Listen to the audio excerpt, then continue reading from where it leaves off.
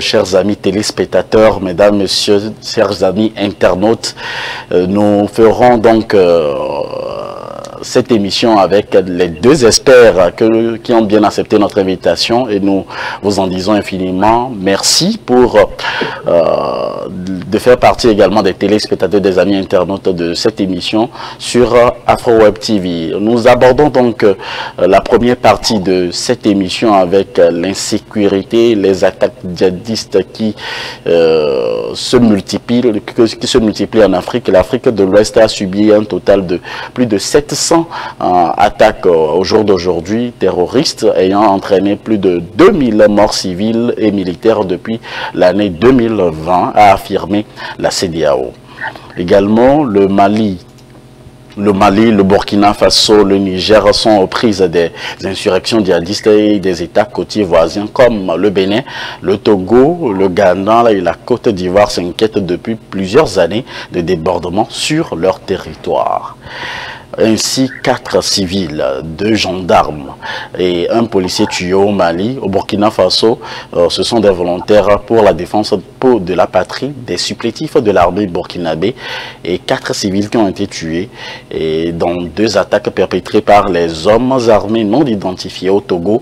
On enregistre plusieurs morts à ce jour. Docteur Romarickson, qu'est-ce qui explique cette avancée des djihadistes en Afrique de l'Ouest? Je pense que pour pouvoir répondre à la question, il faut remonter la chaîne. C'est-à-dire, d'où viennent ces fameux djihadistes? Vous savez qu'aucun pays africain, en dehors de l'Afrique du Sud, ne produit des armes. Ces gens sont censés provenir du désert sahélien, d'où il n'y a pas d'aéroport. Maintenant, où est-ce que ces gens-là trouvent des armes? Qui leur donne les munitions? Qui leur donne les motos? Qui leur donne le carburant? Qui leur donne les appareils téléphoniques avec lesquels ils font leur communication? Et donc, en se posant cette question, on a déjà une idée d'où vient ce problème. Première chose. Maintenant, quand on arrive au Togo, par exemple, voilà un pays qui est coiffé depuis plus de 55 années par le père et le fils qui n'ont jamais gagné d'élection au Togo. Et donc, il y a un antagonisme entre le peuple et le régime qui est au pouvoir. Maintenant, voilà le régime qui appelle le peuple à venir le soutenir pour contrarier les djihadistes. Or, ce peuple n'a aucune confiance à ce régime, parce que ce régime n'a aucune crédibilité vis-à-vis de ce peuple. Et donc, la tâche est extrêmement compliquée. Vous allez voir que dans la nuit du samedi à dimanche le 10 de ce mois, on a attaqué des enfants togolais. Les forces armées togolaises ont tué des enfants togolais avec des drones. Mais ils ont essayé de nous faire croire que ces enfants étaient tombés sur des mines. Mais nous, les analystes, nous sommes montés au créneau et nous avons expliqué les choses. À la fin, le chef d'état-major du Togo, des forces armées togolaises, était obligé de reconnaître les faits. Quand on agit de cette manière, il n'y a pas de confiance. Ce régime et l'armée n'ont aucune crédibilité vis-à-vis du peuple togolais. Ça qui fait que le problème est extrêmement sérieux et dangereux. Maintenant, à un moment, il faut s'asseoir pour voir ce qu'on peut faire ensemble contre les adversaires étrangers. Voilà ce que je peux dire dans un premier temps. Plusieurs raisons sont données par différents analystes sur différentes antennes. Aujourd'hui, nous avons Dr Godefroy Luther. Selon vous, Dr Godefroy, on ne cesse de voir d'enregistrer des morts du côté donc de l'Afrique de l'Ouest et on risque d'avoir par exemple des djihadistes partout en Afrique. Et qu'est-ce qui explique selon vous donc cette avancée des djihadistes? Je vous remercie, monsieur le journaliste, par rapport à la pertinence de la question que vous me posez. Le djihadisme ou le terrorisme fondamentalisme a connu son incursion sur le terrain africain depuis la mort de Kadhafi. Parce que c'était Kadhafi qui cantonnait ces djihadistes. Il sait comment, notamment leur mode opératoire, et il avait une réponse militaire drastique permettant notamment de les cantonner. Force est de constater que depuis la mort tragédique de Kadhafi, il y a une montée exponentielle qui ne dit pas son nom par rapport à la montée de ces terroristes ou notamment de fondamentalisme islamiste. Maintenant, j'ai entendu ici Dr Romarickson poser notamment un certain nombre d'interrogations qui sont légitimes. Comment fait-on pour s'approvisionner en armes?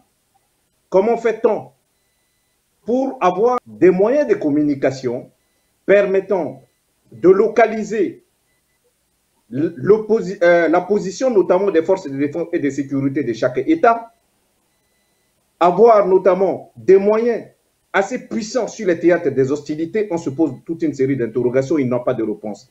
Ça sous-entend que lorsque nous soulevons cette hypothèse, on arrive à déduire qu'il y a des mains invisibles. Ces mains invisibles, il faut maintenant aller dénicher leur identité. Il s'agit de lobbies extérieurs, il s'agit notamment d'une organisation criminelle à connotation nationale et continentale. Toute une série d'interrogations se posent. D'où nécessité d'aller chercher à établir la responsabilité de ces personnes qui arrivent à faire monter en puissance l'idée de terrorisme, qui arrivent à faire monter en puissance des attaques terroristes, tendant notamment à déstabiliser l'état de droit, permettant à ces lobbies de mettre en place ce qu'on appelle l'état de non-droit, avec objectif de chercher à venir piller, de chercher à venir notamment installer un climat de terreur. Donc, pour cette question, la montée notamment du terrorisme fondamentaliste ou des djihadistes entre questions a une explication d'ordre endogène et exogène. Au-delà de ça, il y a aussi le poids du coutume qu'on appelle la religion qui vient se greffer par rapport à ce phénomène qu'on appelle la montée du terrorisme international. Donc, je pourrais dire, c'est depuis la mort de Kadhafi, pour répondre à votre question, que le terrorisme, ou entre guillemets, le djihadisme a connu une incursion et assez spectaculaire avec des indicateurs d'ordre géopolitique et géostratégique. Voilà comment je peux essayer de balayer la première question que vous me posez de façon ramassée. Beaucoup sont ces personnes-là qui disent que c'est la mort de Kadhafi qui cause l'avancée de ces djihadistes-là. Aujourd'hui, Kadhafi n'existe plus et Kadhafi n'est plus de ce monde. Jusqu'à quand la fin donc du djihadisme en Afrique, monsieur Dr Romarickson, selon vous? Non, vous savez, ceux qui ont tué Kadhafi, ils savent très bien que Kadhafi, c'est lui qui bloquait les djihadistes. Et en nettoyant Kadhafi, ils ont un objectif derrière. En américain, on parle de big picture. C'est-à-dire que la grande image, eux, ils l'ont dans la tête. Et donc, qu'est-ce que cela veut dire? Ces gens, par exemple, vous savez, en science, quand on veut aller à la recherche de la connaissance, on évolue du connu vers l'inconnu. Inconnu. Monsieur Emmanuel Macron a affirmé que l'avenir de l'Europe se trouve en Afrique. Qu'est-ce que cela veut dire? Monsieur Moïse Agbenigan, si je te dis que j'aime le poulet, ce n'est pas une bonne nouvelle pour le poulet. Parce que il faut que je tue le poulet, je le prépare pour le manger. Donc, quand ces gens nous disent que l'avenir de leur continent se trouve chez nous, là, nous devons être vraiment éveillés. Ça, c'est inconnu. Et donc, ces gens sont, comment on dit, ils savent quelque chose de ce djihadisme qui se passe chez nous. Maintenant, quand est-ce que cela va finir? Ça dépend des dirigeants africains. Vous savez, il faut que le djihadisme soit en avance afin que certains colons prennent cela comme argument pour venir établir des bases militaires chez nous. Et donc, dès que les djihadistes avancent et créent l'émoi dans la population, et cela légitimise maintenant l'arrivée des bases des colons dans nos pays. Donc, l'objectif final, c'est que les colons puissent venir établir leurs bases militaires dans nos pays, puisque ils disent qu'ils veulent contrarier d'autres pays chez nous. Et ils pensent que nos ressources appartiennent à eux. C'est pourquoi ils ont dit que l'avenir de notre continent, l'avenir de leur continent se trouve chez nous. Et donc, pour contrarier cela, Il faut avoir à la tête de nos États des gens qui sont élus par le peuple, des gens qui vont travailler en harmonie avec le peuple. Et on verra bien comment on peut contrarier ces gens. Ce n'est pas impossible, c'est très bien possible. Si le Burkina Faso, le Niger, le Togo, le Bénin, les pays de l'Afrique de l'Ouest là, si ces pays se mettent ensemble et mettent leurs moyens ensemble, je suis certain qu'ils peuvent arriver à bout de ces djihadistes. Voilà ce que je pense pour l'instant. Justement que nous avons l'Union africaine, nous avons la CEDEAO et nous avons beaucoup de regroupements en Afrique avec des présidents africains. Et pourquoi est-ce qu'on n'arrive pas à maîtriser jusque-là cette situation que nous déplorons tous? Parce qu'au jour le jour, il y a toujours des morts, il y a toujours également des pertes de vies humaines. Docteur Godefroy.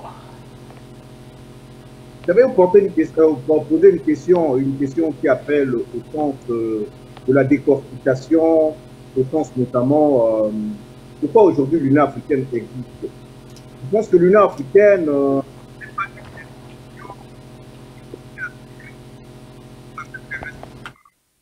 est une organisation qui fonctionne à géométrie variable.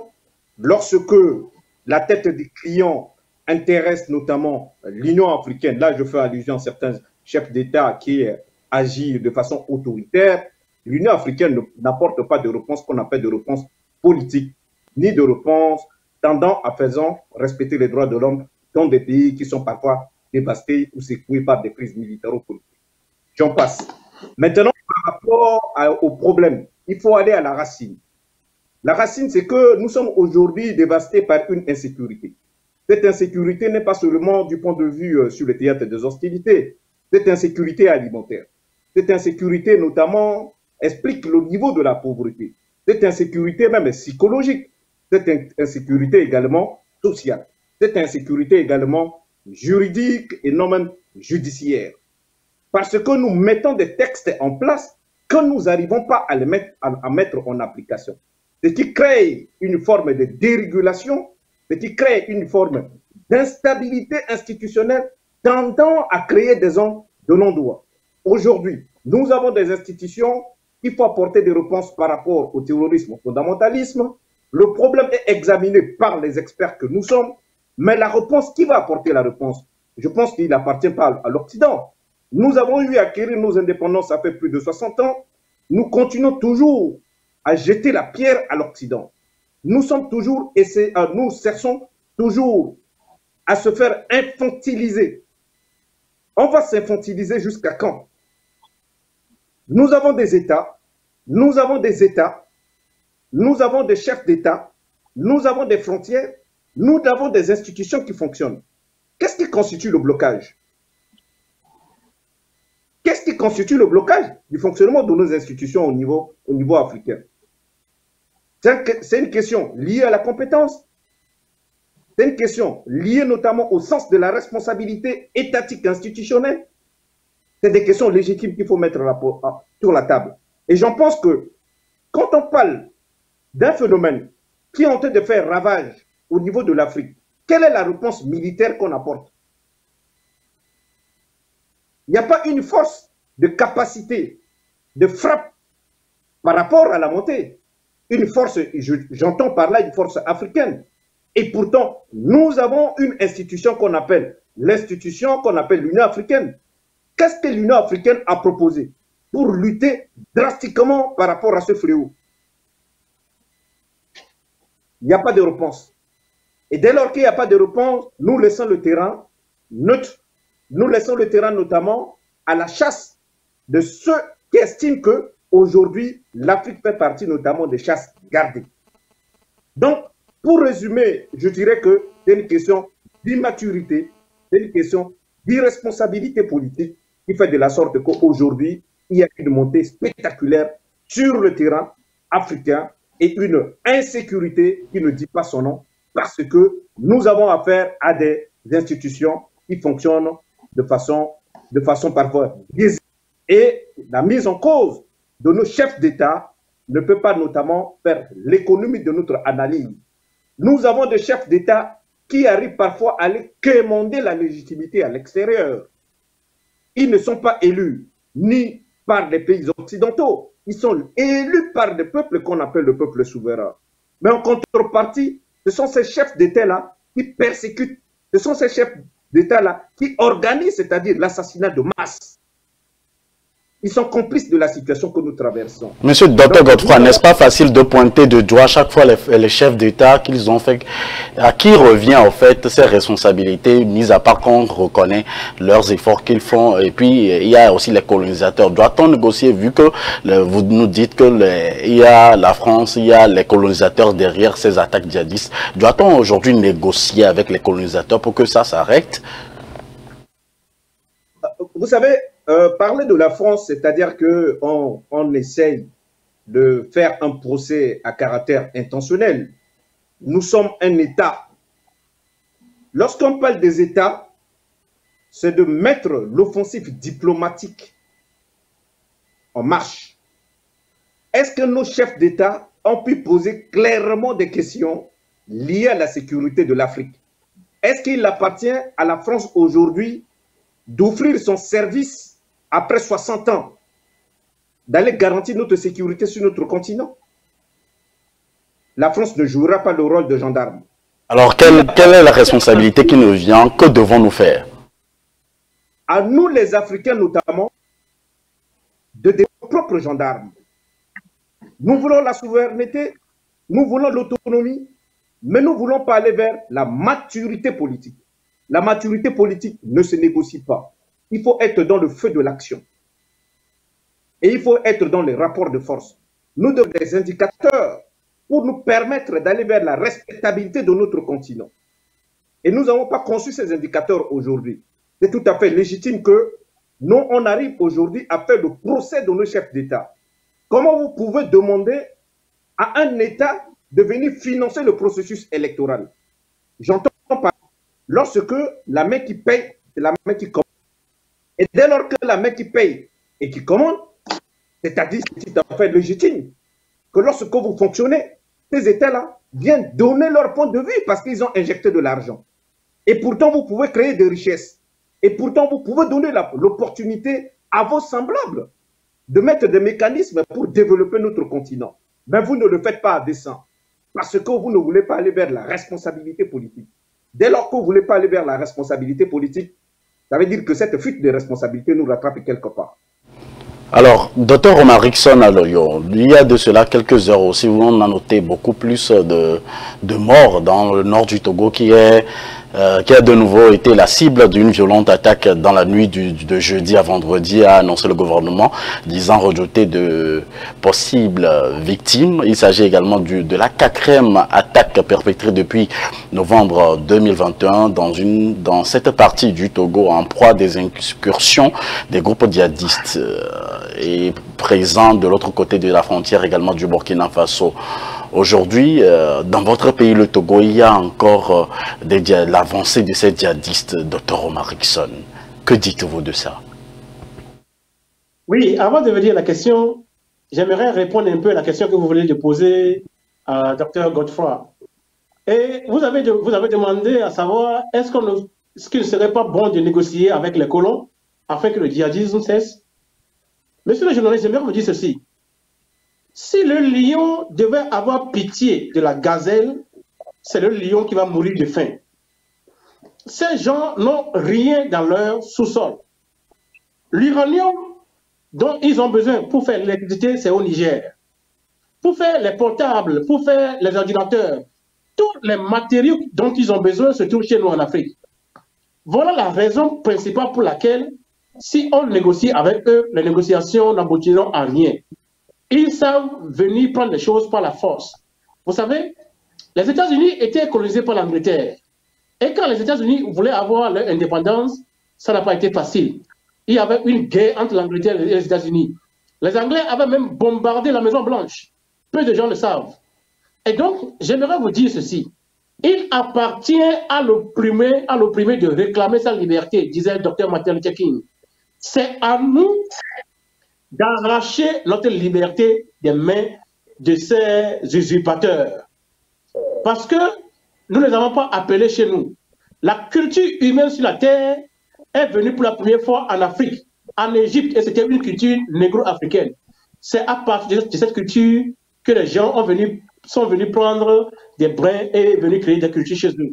Mais aujourd'hui, regardez comment ils nous injurent un peu partout. Maintenant, pour venir au problème du Togo, j'aimerais préciser ceci. L'avancée des djihadistes au Togo, c'est aussi un problème de l'irresponsabilité de ceux qui gouvernent notre pays, le Togo. Pourquoi? Actuellement, où il y a les attaques dans, comment on dit, dans la région de Dapan, M. Faure Gnassingbé, le dictateur du Togo, et son Bataclan, ils sont en train de fêter les Evala à Kara. Et ces Evala sont encadrés par 7000 militaires togolais. Ils font la fête avec 7000 militaires togolais comme sécurité pendant que le pays est attaqué, comment on dit, à Dapan. Mais est-ce que ça lui dit quelque chose? Ça ne lui dit rien. Il continue sa fête. Et c'est les Togolais qui meurent. Donc, cette irresponsabilité de nos dirigeants, c'est ça qui cause l'avancée de ces djihadistes. Première chose. Deuxième chose, notre armée. M. Faure Gnassingbé a acheté des drones. Par unité, c'est 5 millions de dollars par unité. Il a acheté des drones qu'il a mis à la disposition des forces armées togolaises pour lutter contre les djihadistes. Mais dans la nuit du samedi 9 au 10, qu'est-ce qu'ils ont fait? Ils ont plutôt tué des enfants, des mineurs togolais qui venaient d'une fête. C'est eux qui ont été attaqués par les drones achetés par le contribuable togolais. Donc, nos forces armées n'ont pas aussi la formation nécessaire pour faire le boulot. Maintenant, dans un pays comme l'Allemagne, il y a un organe dans lequel vous allez trouver tous ceux qui ont servi le pays dans le passé. Quand il y a affaire de sécurité nationale, tous ces gens-là se mettent ensemble pour décider une direction. Et cette direction est mise sur la table du chancelier. Maintenant, au Togo, est-ce qu'on peut avoir un organe qui contient tous ceux qui ont servi le pays? Non. Il n'y a que les gens d'un même parti qui sont là depuis 55 ans. On ne peut pas me dire que les plus intelligents se trouvent seulement dans ce parti. Hein? Moi aussi, j'ai un peu étudié, j'ai un peu vu les choses à l'extérieur. Je peux aussi contribuer à la sécurité de mon pays. Mais est-ce que je peux rentrer dans mon pays? Voilà la question. Donc, quand vous politisez tout, vous mettez tout dans un cocon pour pouvoir rester au pouvoir à vie. Voilà les choses qui arrivent à un peuple. Justement, que M. Dr Romarickson a parlé donc du fait qu'il y a Faure Gnassingbé, le président togolais, qui fait encore, qui est à son 3e mandat, un mandat de plus, disons un mandat de plus, et également. Est-ce que la responsabilité ne revient pas d'autre part aussi au peuple de communiquer un peu avec, malgré qu'il y a un peu l'installation d'une gendarmerie dans la région pour sécuriser maintenant la région du nord, Dr Godefroy. Aujourd'hui, le nord du Togo est très menacé par les djihadistes. Que dites-vous? Quelle est la solution que vous, en tant qu'Africain, vous proposez au Togo? Monsieur Faure Gnassingbé est dans son 4e mandat, s'il vous plaît. Docteur Romarickson, le compte a été mis à 0 et vous n'avez rien dit. Donc on continue pour le moment. On va revenir sur ça dans un instant. Docteur Godefroy, répondez à ma question posée. Je pense que vous posez un problème assez important, hein. Le problème notamment de la montée du terrorisme ou du djihadisme, fondamentalisme, récemment au Togo. Si vous prenez bien la carte de l'Afrique, vous allez voir qu'aujourd'hui, il y a une nouvelle doctrine, hein, doctrine opérationnelle qui se mène sur le terrain. Depuis l'arrivée notamment des groupes paramilitaires qu'on appelle quotidiennement les Wagner au niveau de Mali, la doctrine opérationnelle et la stratégie géopolitique et géostratégique ont changé aussi des indicateurs. Du coup, toutes ces zones-là, il y a des attaques sporadiques qui se font de façon récurrente dans ces zones. Là, tout dernièrement, c'est le foyer togolais qui vient d'être attaqué par les djihadistes. Ça veut dire quoi? Ça veut dire que la puissance de feu qui est arrivée au Mali a fait de la sorte que les djihadistes ont immigré pour créer un nouveau état de droit, un état de non-droit. Et ils ont peut-être dans leur cible opérationnelle le Togo.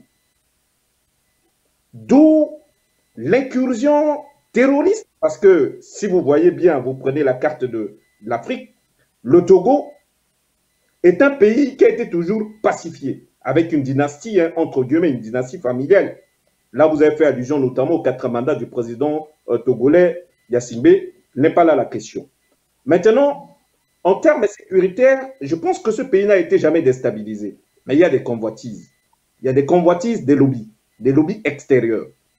Donc, les soubresauts qui ont marqué l'instabilité au Mali a changé de stratégie en donnant naissance notamment à un nouveau État de non-droit. Et je pense que c'est l'État togolais qui aujourd'hui donne les cibles des djihadistes. Et c'est un message qui s'adresse à l'encontre notamment des autorités togolaises. Comme ça a été dit par Dr Rodinson ici, le problème qui se pose, quel est notamment l'ordre opératif proposé du point de vue stratégie de défense et de sécurité aux Togolais? Non pas seulement qu'aux Togolais. Au-delà des Togo, est-ce qu'il y a une force régionale avec une capacité de frappe et de capacité de dissuasion qui peuvent contourner les terroristes au niveau de la sous-région? Je pense archi faux. Ça veut dire qu'il y a un manquement, il y a une forme de déficit sécuritaire. Et ce déficit sécuritaire ne peut que permettre éventuellement aux djihadistes de venir faire leur incursion et de tester le terrain. En testant le terrain, ça veut dire qu'aujourd'hui, ils sont munis, c'est-à-dire des armes qu'il faut aller tester leur capacité, parce que l'Afrique est généralement dédiée étant comme le champ d'expérimentation de certains armements.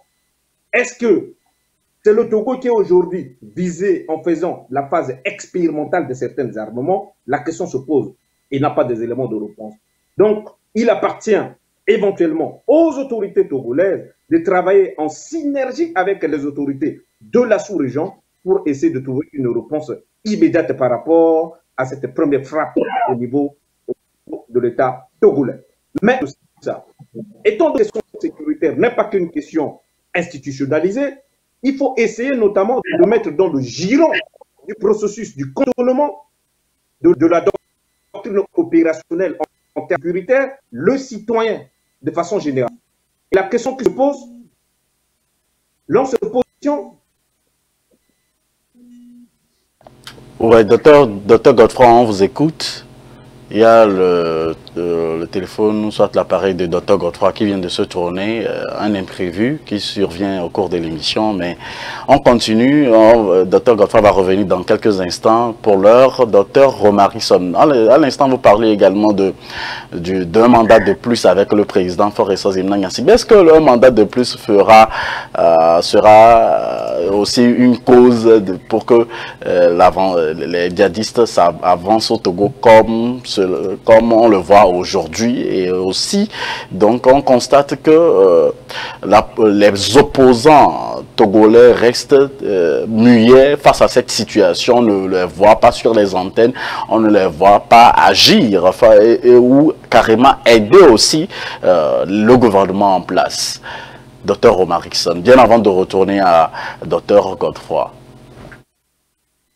Vous savez, M. Faure Gnassingbé a interdit les activités des partis politiques au Togo.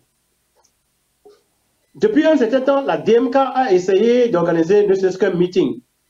Même les rencontres que la DMK veut organiser dans la maison des gens sont interdites par ce régime. Maintenant que le pays est attaqué, mais on cherche quoi chez les opposants? Ils vont faire quoi? Ils vont dire quoi? C'est M. Faure Gnassingbé qui pense que c'est lui qui est le plus puissant, c'est lui qui connaît tout, c'est lui qui impose. Il s'impose avec l'armée. Maintenant, l'armée a le travail. Il y a un travail qui est là.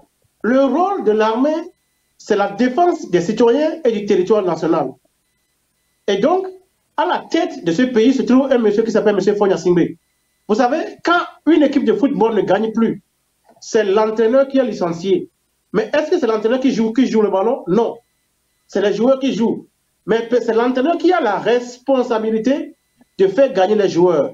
C'est pourquoi quand l'équipe ne gagne pas, on licencie l'entraîneur. Et donc, quand les djihadistes avancent au Togo, à un moment, il va falloir se poser la question si M. Fagne Gnassingbé a encore sa place à la tête de notre pays, le Togo. Parce qu'il est là-bas, il a fait 15 ans, il est en train de faire 17 ans, il est dans son 4e mandat. Si vous restez à la tête d'un pays pendant 17 ans, et quelques djihadistes, quelques personnes, après 50 personnes, avec quelques armes, arrivent à attaquer tout un pays de cette manière, ça veut dire que votre gouvernance est vraiment un échec. Première chose. Deuxième chose, si ce régime a éduqué le peuple, vous savez, nous avons un problème d'éducation des masses.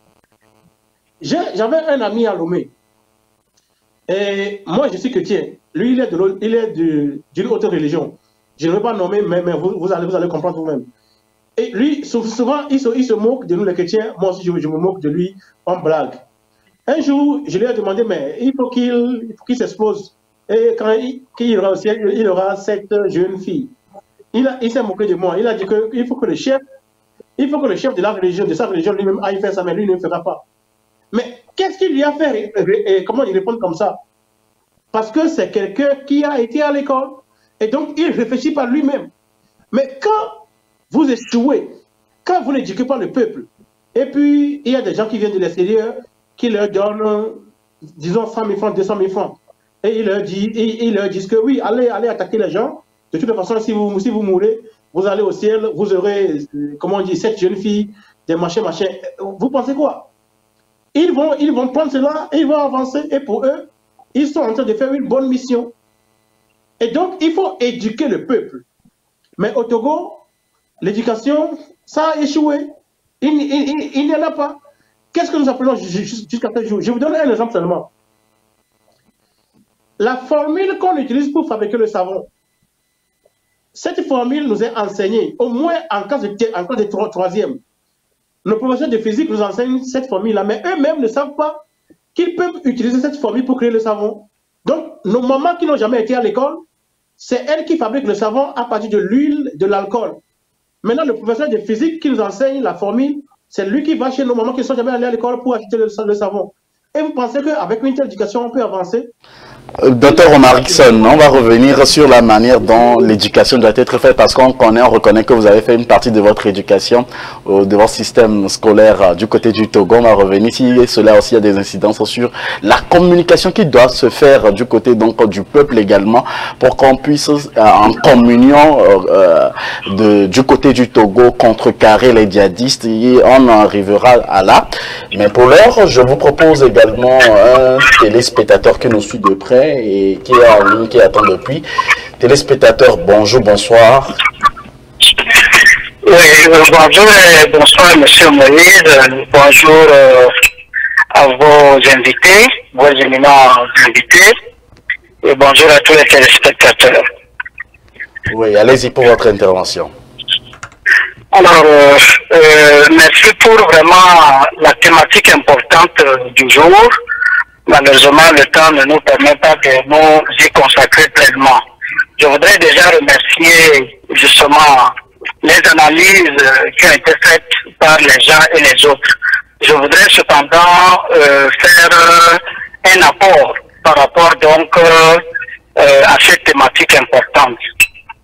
Je voudrais essentiellement, encore une fois, à l'endroit de Dr Omarikson, le prier de comprendre que le terrorisme est une menace extrêmement importante qui pèse sur l'ensemble de nos pays et spécifiquement sur l'ensemble des pays qui commencent par ne plus forcément faire les affaires du colon. Et donc, dans ce cadre d'idées, je souhaite qu'on se mette vraiment au-dessus de nos lignes politiques pour véritablement travailler à consolider la cohésion nationale pour permettre effectivement à nos pays de nous en sortir. Je vois que Dr Omarikson a repris à son compte des informations manipulées et erronées, sans source aucune, qui ont circulé sur les réseaux sociaux. Pour reprendre ça ici, dans cette audience, lorsqu'on dit qu'on a mobilisé 7000 soldats pour aller sécuriser les Evala, je ne sais pas d'où on sort cette information, je ne sais pas quelle est la source de cette information. Si Dr Marickson peut nous donner cette information, ça va vraiment beaucoup nous faire plaisir.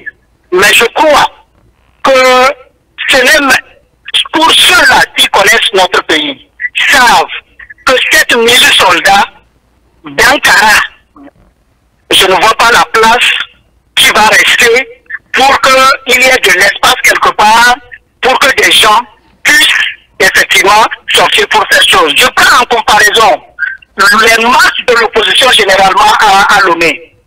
Vous imaginez généralement comment que les gens sont, mais souvent, ce n'est pas des manifestations qui dépassent plus de 5000 personnes.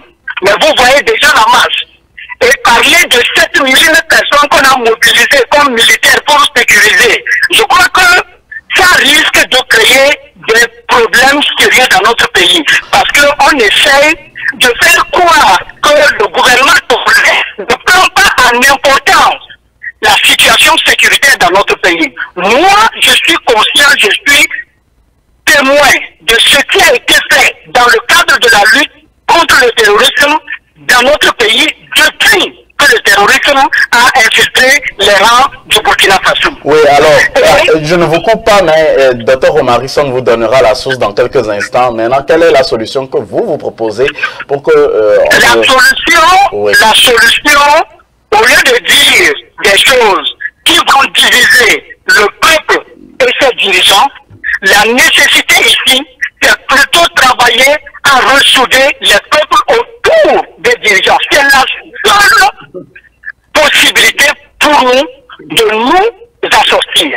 Sinon, de toute façon, que ce soit ceux-là qui souffrent sur la braise ou que ce soit les autres, tout le monde va finir par payer de cette situation-là. Parce que la situation est extrêmement dangereuse. La situation dans notre pays, ce n'est pas une question de manque de formation de nos soldats.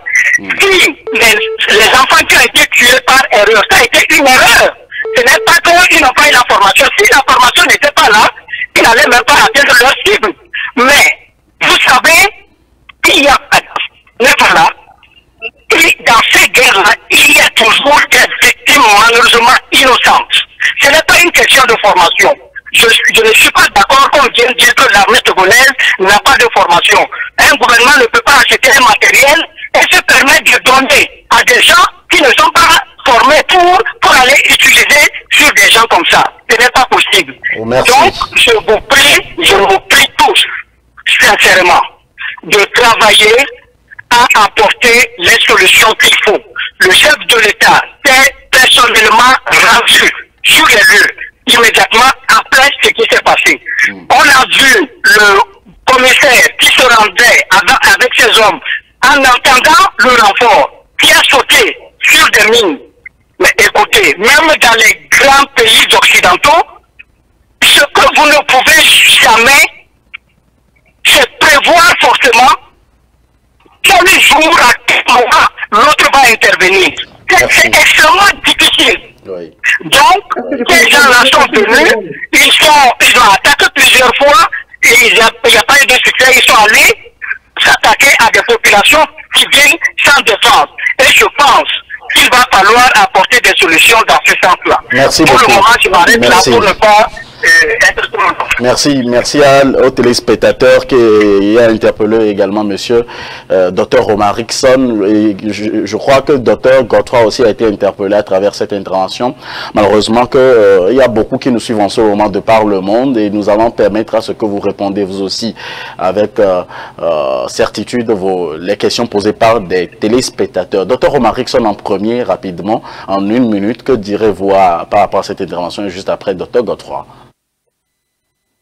Si notre pays est encore resté là où il est actuellement, ce qui arrive à nos peuples, c'est à cause des gens comme M. Yempabou qui vient de parler. Vous savez, dans tous les pays du monde, quand quelque chose ne fonctionne pas, on critique. Et la critique sert à pointer les choses afin qu'on y travaille pour s'améliorer. Mais si des gens veulent nous empêcher de critiquer ce qui ne fonctionne pas, C'est eux qui sont responsables de ce qui arrive à notre peuple. Maintenant, M. Yampabou dit qu'il faut travailler avec ce régime. En américain, on parle de wishful thinking. Ce régime tue les Togolais depuis plus de 55 ans. Il faut aller dans toutes les régions du Togo. Quand les militaires togolais arrivent, c'est la terreur. Et maintenant, on demande qu'on travaille avec ce régime pour faire quoi? On va travailler avec ce régime comment? J'avais dit dans une de mes réponses ceci. En Allemagne, il y a un organe. Dans cet organe se trouvent tous ceux qui ont servi ce pays. C'est-à-dire ces gens sont de tous les partis politiques. Du parti comment on dit, de tous les partis politiques qui ont servi ce pays. Quand la sécurité de l'Allemagne est en danger, tous ces gens-là se mettent ensemble, ils parlent et ils écrivent un papier orientation qui dépose sur la table du gouvernement. Maintenant, est-ce qu'au Togo, les autres personnes qui n'appartiennent pas à ce régime, est-ce qu'ils peuvent travailler avec ce régime? Non. Agboyome qui a gagné l'élection du 22 février 2020, il a dû fuir. Je suis en exil depuis 18 ans. J'ai fait mes études, je peux servir le Togo. Est-ce que je peux rentrer au Togo? Non. Jean-Paul Omoulou, qui était un ingénieur, il est au Togo, il est où? Je vous assure, moi j'ai entretenu des militaires allemands. Des militaires allemands qui sont venus d'Afghanistan, je les ai entretenus. Et donc on a des relations. On peut servir ce pays. Mais aussi longtemps que les gens comme Yampabou et ce régime sont là-bas en train de faire des choses comme ça, voilà comme ça, on va continuer à tuer nos populations.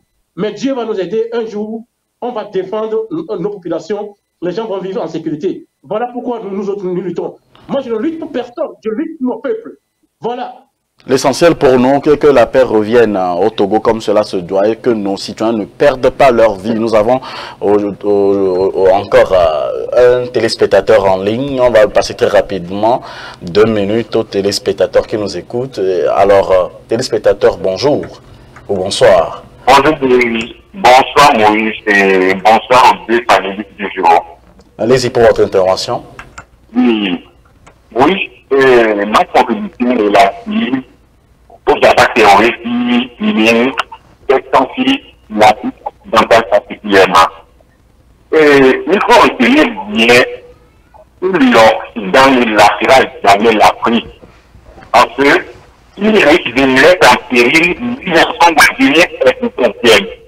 Moïse, retenez bien que l'Occident dit d'une théorie selon laquelle il faut éliminer le plus petit nombre au profit du grand nombre. Aujourd'hui, vu la cartographie mondiale, l'Afrique représente ce petit nombre qu'il faut éliminer selon l'Occident pour le profit de l'Occident. Aujourd'hui, il revient impérativement de vérité africaine de défendre vaillamment leur intérêt contre toute adhésion de l'extérieur, venant de l'Occident. Nous devons savoir qu'aujourd'hui, bon nombre de régimes africains sont en liaison avec un mouvement djihadiste. Beaucoup de recherches de certains acteurs de l'enfance politique l'ont ouvertement démontré. Il n'y a aucun pays africain qui soit attaqué par les soi-disant terroristes, il ne soit en contact avec les racines des djihadistes. C'est pas aussi le gouvernement de l'Afrique. Et, d'autre part, il faut dire que l'Afrique ne sera toujours pas en mesure d'avoir ses propres services de renseignement, nous serons toujours en pas, nous serons toujours des forces pour ces attaques de l'extérieur. Tant qu'aujourd'hui, l'Afrique aura toujours dans ses gouvernements, les présidents prendront comme des conseils spéciaux des Occidentaux, eh bien, ne soyez jamais étonnés que l'Afrique les suivantes attaquées. Que l'Occidental, qui fait le chef d'État africain, ne va jamais vraiment se donner comme mission la défense de l'Afrique. C'est un conditionnement que nos dirigeants doivent comprendre. Malheureusement, nous autres moyens, nous n'avons aucun pouvoir de décision. Maintenant, nous voyons que nous pouvons mener bon pour dénoncer les mots qui nous manquent. Bonne continuité de Merci, merci. On avait du mal un peu à saisir vraiment d'une manière claire. Moi, de mon côté, en tout cas, merci infiniment d'avoir participé à cette émission. Nous sommes presque à la fin aujourd'hui. Il y a des États, Dr Godefroy, il y a des États qui font des appels à d'autres, comme la Russie à d'autres États, et qui permettent également de les reformer, de faire des recyclages ou carrément donc de les aider pour contrecarrer les djihadistes. Pourquoi pas dans nos pays africains? Et quelle est la proposition et quelle est la solution pour mettre fin à l'insécurité et aux attaques djihadistes qui continuent en Afrique? Nous sommes à la fin de la première partie de Dr Godefroy. Je pense que, si vous me permettez, je peux rétorquer par rapport à l'intervention du premier intervenant. Il a pu toucher le problème togolais, hein, avant que je puisse rebondir sur la question que vous me posez. Ouais, très rapidement. Il a pu poser le problème. C'est la question d'absence de confiance. Et ce qui crée une frustration, ça se vérifie par la position de mon contradicteur ou mon collègue, docteur Romaric Sall. qui est sur le document.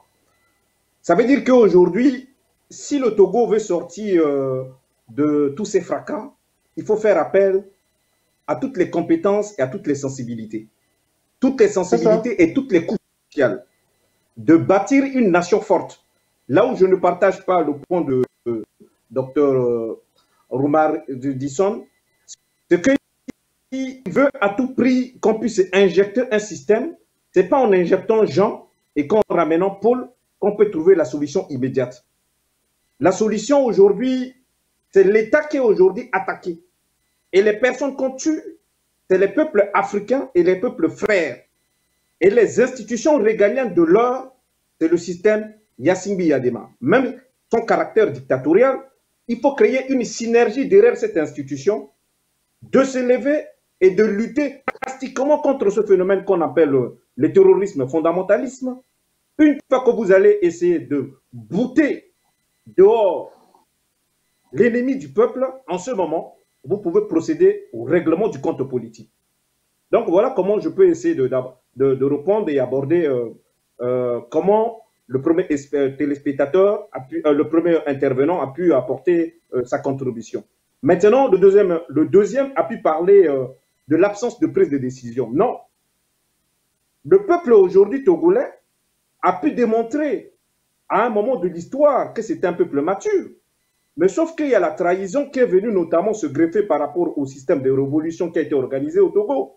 Il y avait des mouvements comme on appelle le mouvement Sauvons le Togo. On a vu Tikpi Adam, comment les conséquences des élections, comment ça s'est fini.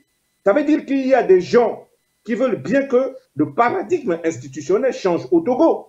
Sauf que l'absence de pouvoir fait de la sorte qu'aujourd'hui, le Togolais ou les peuples africains sont divisés. Et dès lors qu'on est divisé, cela tend à ce que aujourd'hui nos institutions sont de façon déficitaire. Donc nous avons une part de responsabilité, étant comme intellectuels, d'aider notamment le système institutionnel à essayer de corriger ces imperfections, au-delà notamment de la correction apportée, on peut essayer de procéder au règlement politique. Ça veut dire que le peuple togolais aujourd'hui, par les mouvements qu'on appelle les mouvements citoyens, peuvent maintenant mettre la pression sur le système de leur qu'ils prennent leurs responsabilités. S'ils ne prennent pas leurs responsabilités, ils peuvent notamment appeler à la démission du président de la République.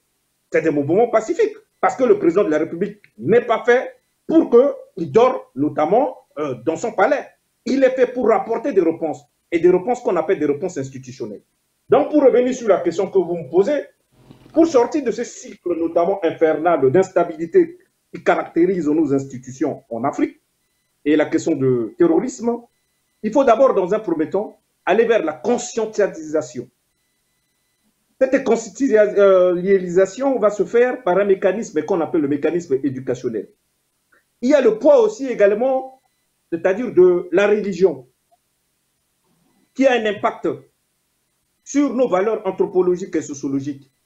Il y a notamment des imams qui appellent des frères musulmans à la riposte.